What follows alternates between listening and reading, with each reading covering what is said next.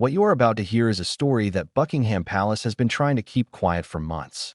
A story that has been building behind closed doors through the entire first half of 2026. And tonight in July of this year, that story has finally broken through the silence. Hello, friends.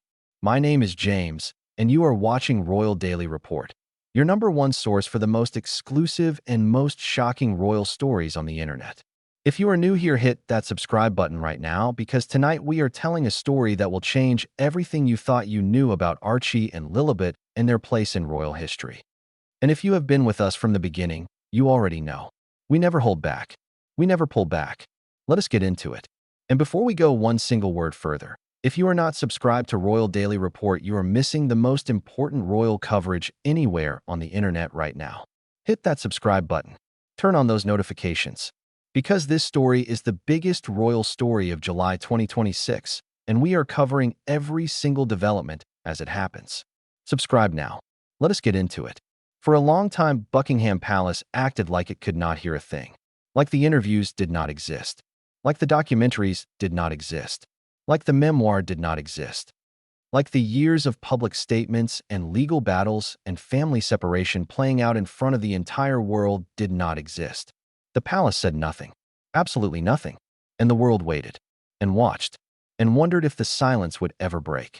Well, tonight in July 2026, that silence has broken, and what it reveals is the most significant royal institutional decision since King Charles took the throne.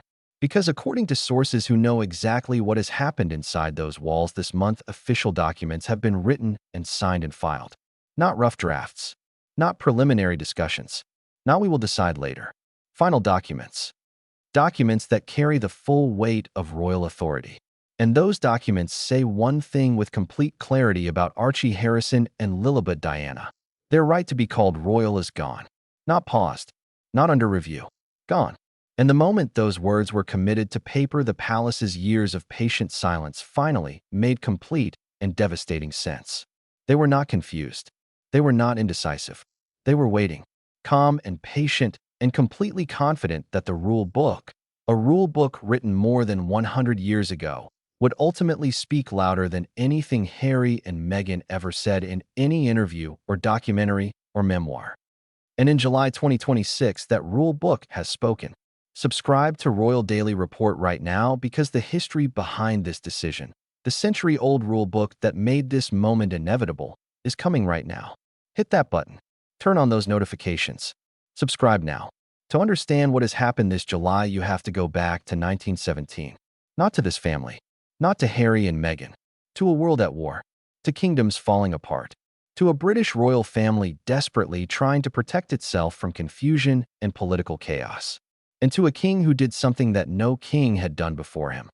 King George V sat down and wrote in official legal language exactly who could and could not be called a prince or princess. Not as tradition. Not as custom, as law. His document was called the Letters Patent, and it has controlled the royal bloodline ever since. Inside that document were 3 requirements. 3 rules that every royal child must meet without exception. First, the child must come from a recognized royal bloodline. Second, the child's birth must be officially recorded and claimed by the crown itself, not through a press release from California, by the royal household directly. Third, the child must be formally connected to the Church of England through an official baptism. These were not suggestions. They were the foundation of royal identity. And for over 100 years, every royal birth followed these rules perfectly, until Archie was born in 2019. And the very first crack appeared. Archie's birth should have been straightforward. A happy announcement. A royal baby welcomed into history. And at first, that is exactly what it looked like. But inside the legal paperwork, something happened that set alarm bells ringing behind palace walls in ways that have never fully been resolved. Archie's birth certificate was changed. Meghan's full legal name, Rachel Meghan Markle, was removed and replaced with her title, Her Royal Highness the Duchess of Sussex. Birth certificates are permanent legal documents. They do not get changed. They are not updated like a social media profile. They are meant to be the unchanging official record of a child's entry into the world. And this one was changed. Meghan said the palace forced the change. The palace said Meghan requested it. Neither side ever provided a final agreed answer. And that disagreement, That permanent, unresolved doubt sitting inside a legal document became the first crack. And cracks in royal records do not stay small. They spread, and they grow. And in July 2026, the palace's legal team has finally presented their conclusion about where that crack ultimately led. And right now, if you are watching Royal Daily Report and you have not hit that subscribe button yet, stop everything. Subscribe right now. Turn on those notifications. Because what we are about to tell you about Lilibet, about what happened with her birth and her baptism, and why the palace considers both of those things to be the second and third cracks in a foundation that has now completely given way, is coming right now. Subscribe. Now. By the time Lilibet arrived in June 2021, the palace had already made a quiet internal decision. It was stepping back, and it was going to let the record speak for itself. Because when Lilibet's birth was announced, it came not from Buckingham Palace, but from California.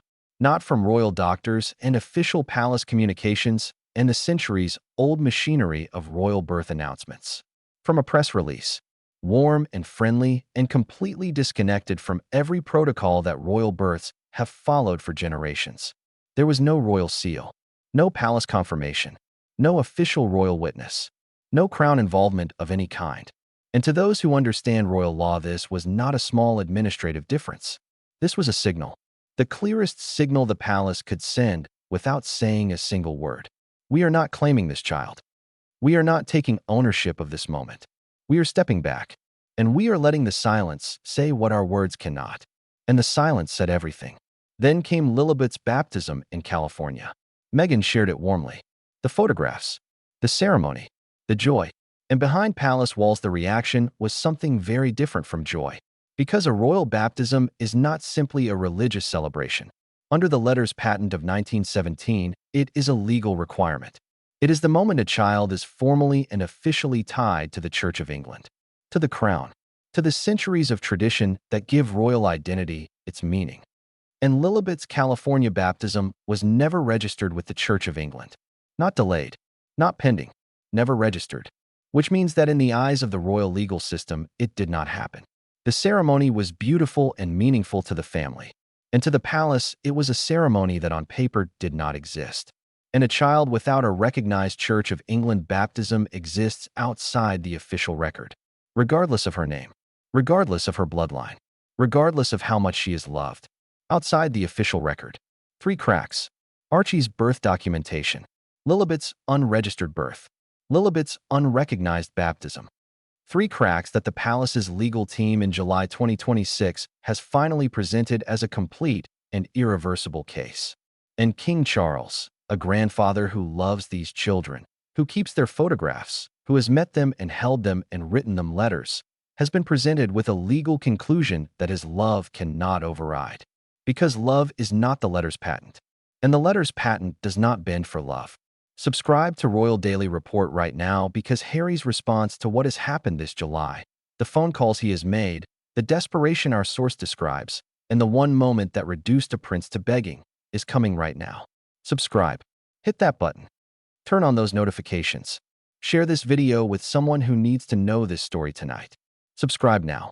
Harry found out about the July documents through his own sources. People still inside the palace world who communicate with him quietly and carefully, and who knew that what had been signed and filed this month was something he needed to know about immediately. Our source says Harry received the information on a Wednesday evening.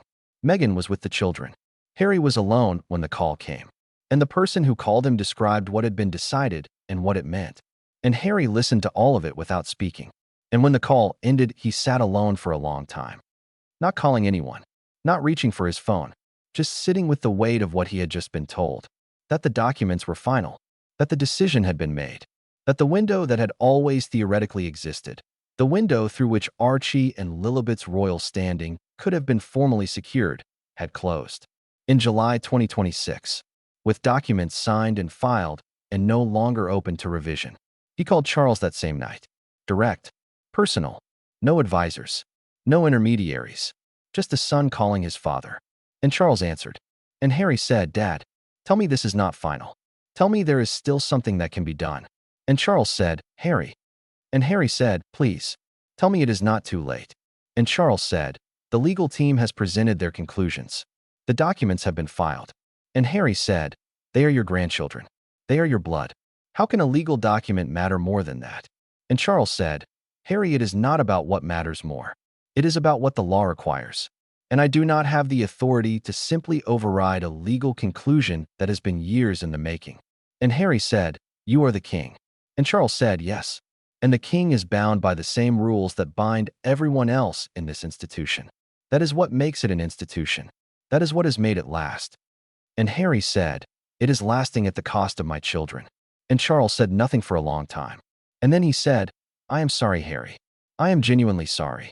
And Harry said, Sorry is not enough. And Charles said, I know. And the call ended. Meghan was told that same night. Our source says Harry came to find her after the children were asleep. And he told her everything. The documents, the call with Charles, the legal conclusions, the closed window. And Meghan listened to all of it. And when Harry finished, she was quiet for a long moment. And then she said, Are you surprised? And Harry said, Part of me is. Part of me always believed it would not come to this. That something would change. That someone would find a way. And Meghan said, I know. And Harry said, Were you surprised? And Meghan said, No. And Harry said, How did you know? And Meghan said, Because I have always understood this institution better than it has ever understood me. And Harry said, What do we do now? And Meghan said, The same thing we have always done. We protect our children. We raise them to know who they are. We make sure that no document and no palace decision and no legal conclusion ever reaches them in a way that makes them feel less than what they are, which is extraordinary, which is ours, which is enough. And Harry looked at his wife. In the quiet of their California home with their children asleep upstairs. And he said, It is more than enough. And Meghan said, Yes, it always has been. The palace has not made a public announcement about the July documents. It will not. That is not how the palace operates. The Crown does not call press conferences about decisions like this. It does not hold a microphone and explain itself. It files documents. And it waits. And it lets the absence do its work. And the absence in this case is the absence of two names from the official record. Archie and Lilibet. Names that will not appear in the books that outlast centuries. Names that the palace has quietly and finally and permanently decided will not be written into the royal story. Not because those children are not loved, not because they are not extraordinary, but because the system that King George V built in 1917 and that has run without interruption for over 100 years, has made its determination. And the determination is final.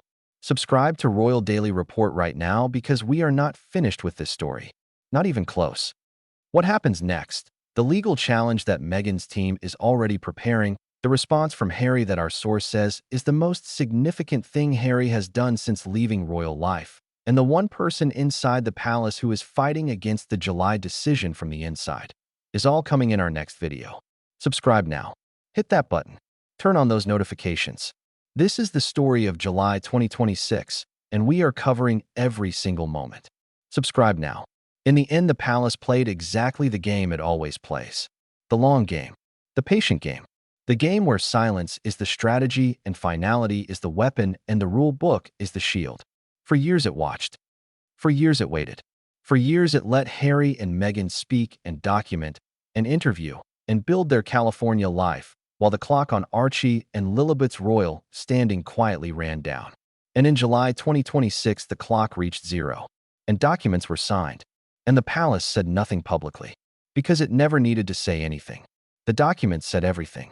The absence says everything. The silence, that long-practiced, devastating institutional silence, says everything. Archie and Lilibet are in California. It is July. The sun is shining.